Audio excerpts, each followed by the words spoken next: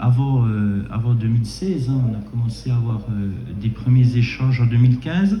J'avais aussi, je vois plus Mathieu s'il est là, j'avais aussi quelques réticences à l'époque. J'y reviendrai un peu plus tard. Une fierté d'avoir porté avec les équipes municipales successives et mes collègues, hein, notamment de Colombie et d'ECO, ce projet. Une fierté aussi de savoir qu'aujourd'hui, sur Étouvant et Colombier-Fontaine, on a un parc de 6 machines qui alimentent, pour les besoins des particuliers, une grande partie du pays de Montbéliard. Une grande partie du pays de Montbéliard. Une fierté également parce que ce projet, il s'inscrit dans l'ADN d'Étouvant, hein, je parle d'Étouvant en tant qu'ancien maire d'Étouvant, qui a souvent été précurseur dans bien des domaines. Je ne développerai pas plus, mais c'était une des premières communes rurales à avoir un périscolaire, soit de Marie-Aduc.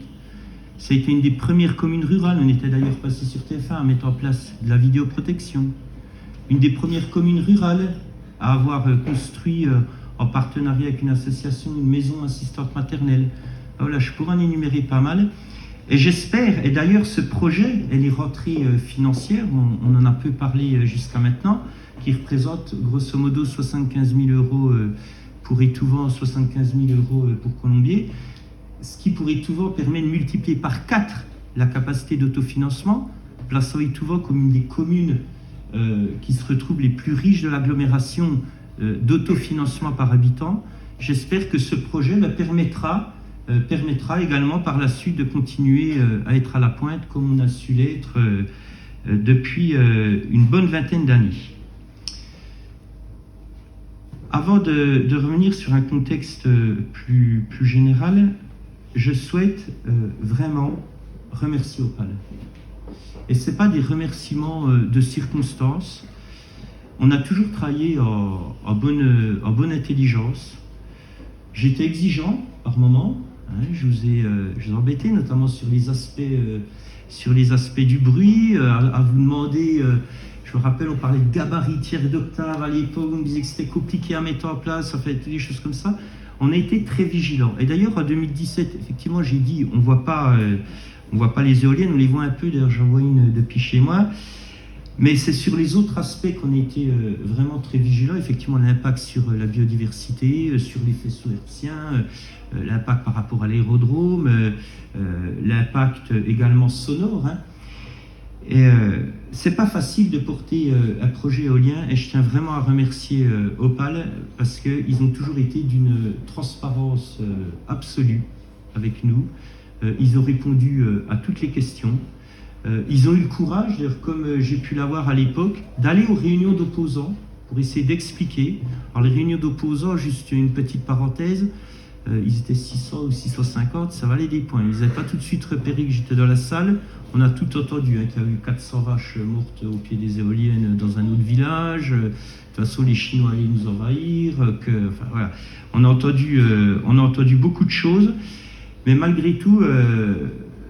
on l'a vu d'ailleurs dans le rapport qui a été fourni par les opposants, 250 pages. À aucun moment on parle d'impact paysager. À aucun moment des opposants vont vous dire je ne veux pas d'éolienne parce que c'est moche. À aucun moment. Ils vous parlent de la zone de captage. 10 ans avant, il y avait une enquête publique où on épandait toutes les boues des stations d'épuration. Ça n'avait ému personne, il n'y avait eu aucune remarque par rapport à ça. Ensuite, c'était les chauves-souris, ensuite, c'était les oiseaux. Ensuite... Et même dans leurs réunions, ils arrivaient à nous dire on n'est pas contre l'éolien, parce que les associations anti-éoliennes ne sont jamais contre l'éolien. Ils sont contre l'éolien chez eux, ils trouvent des excuses. Ils nous disaient d'ailleurs il y a des projets idéaux qui existent. Par exemple, s'implanter en bord d'autoroute, se maintenir à 1 km des habitations. Ben, le projet, là, il est en bordure d'autoroute, à 200 mètres, hein, en 2 lignées, et puis il a 1 km 400 de la première maison, 1 km 800 de nos bourgs-centres. Donc voilà, fier d'avoir porté avec vous, Opal, ce beau projet.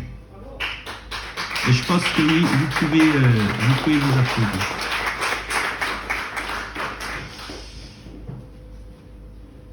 L'heure n'est plus à la poésie.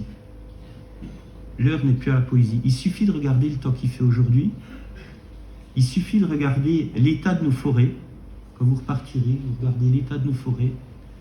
Il suffit de regarder l'état de nos cours d'eau, mi-octobre. Il suffit de regarder les grands incendies de forêt qu'on a eu l'année dernière pour vous dire que l'heure n'est plus à la poésie. Et que l'urgence climatique, elle est devant nous. On y est. Elle n'est même pas devant nous. On y est. Le président de la République l'a rappelé il y a quelques semaines. L'objectif 2050 en France, c'est d'atteindre la neutralité carbone. Et on n'y arrivera pas en important du gaz, on n'y arrivera pas avec des énergies fossiles, on n'y arrivera pas non plus en n'ayant que des centrales nucléaires, on n'y arrivera pas non plus en noyant des vallées, on n'y arrivera pas non plus qu'avec du photovoltaïque, on n'y arrivera pas non plus qu'avec de l'éolien. Le secret, il est dans le mix énergétique.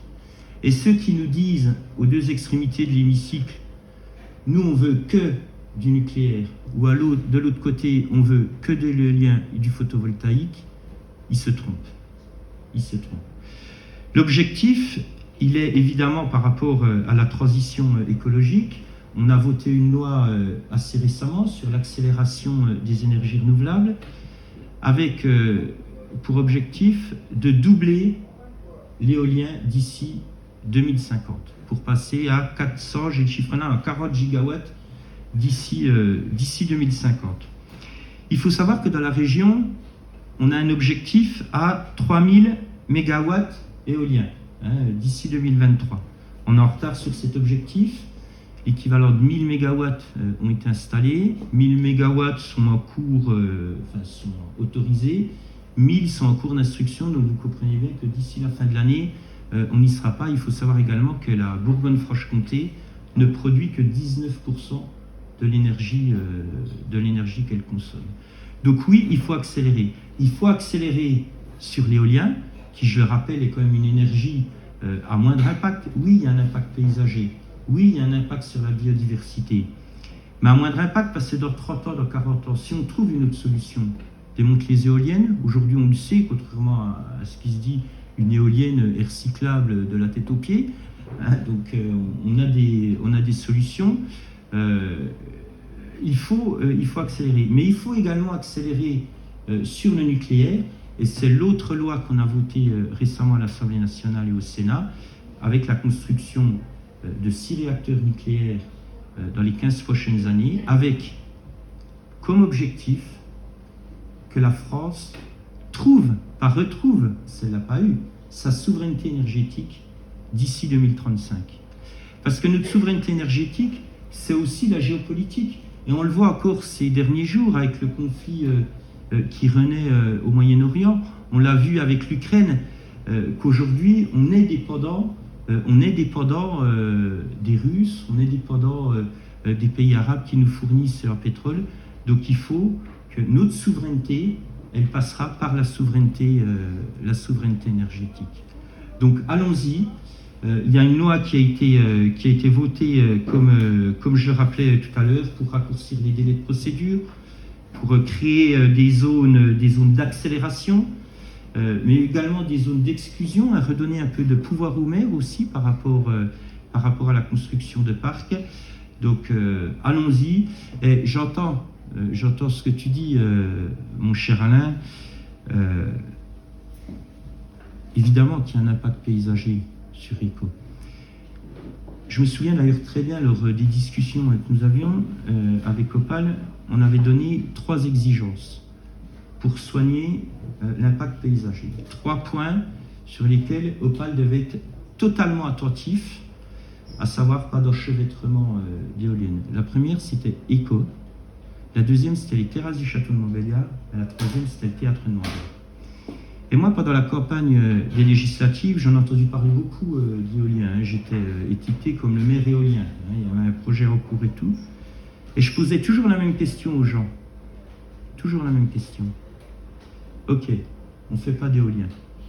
Donc vous m'expliquez sur le pays de Montbéliard, quelle vallée on inonde, où est-ce qu'on construit une centrale nucléaire. Merci à vous pour votre attention.